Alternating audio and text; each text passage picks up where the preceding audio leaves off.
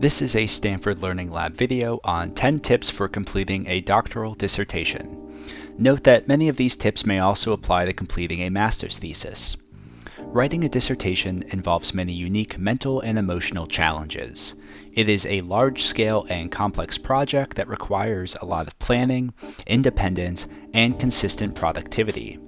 Additionally, the payoffs and rewards are more delayed, so staying motivated may be challenging. For many students, dissertations are the longest document that they have ever and will ever write, sometimes being hundreds of pages long. Yet, as many doctoral graduates have proven, we have the ability to tackle a dissertation. Let's go over 10 tips for completing a dissertation. Tip number 1. Design a project and research question that is within your knowledge base and doable within a set time period. Science is something that builds on itself, and your project doesn't need to be so ambitious that it takes longer than your program, or requires that you learn many more skills in content domains than you currently have. Tip number 2. Break down your dissertation into smaller, more manageable steps. This can help make a dissertation less intimidating because you can simply work on one step at a time without worrying about every other step simultaneously. Tip number 3. You can use an assignment calculator to plan out a long-term schedule. The Stanford Learning Lab and some other universities offer free tools to help break down and plan out a dissertation.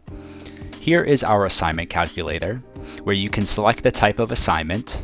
I will choose dissertation. Pick the start date. I will make that today. Pick the end date.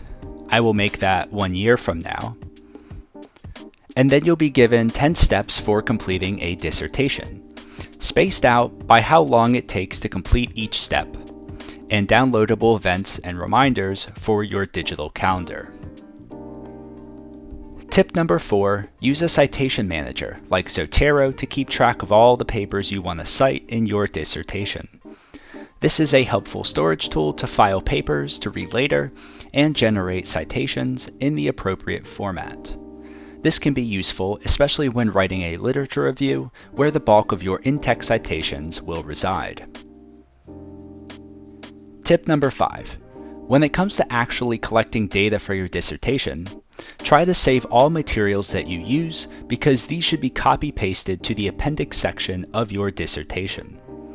Always have a digital backup for all dissertation materials to avoid misplacing or losing crucial documents.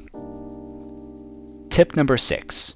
If possible, borrow accepted dissertations from former lab mates or others who graduated from your program.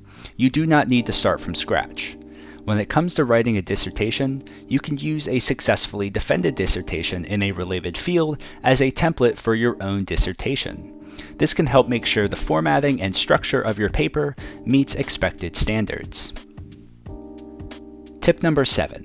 Embrace the critiques and revision process of your writing. Remember, this feedback is about your paper and not about you and your worth.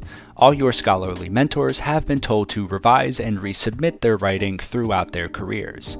Peer revision is a process that helps improve your paper, so try to take it in stride. Tip number 8. As you revise your paper and send it to your committee for feedback, highlight all revisions so that they can easily find what was changed. You will get much more timely feedback this way. Tip number 9. Writing does not need to be a solo endeavor. Make use of your university's writing center if possible. There may also be writing groups on campus to help support your writing. For example, at Stanford University, the Hume Writing Center offers dissertation boot camps and writing consultations for graduate students, while the Stanford Learning Lab facilitates a graduate student writing community called Revise and Resubmit.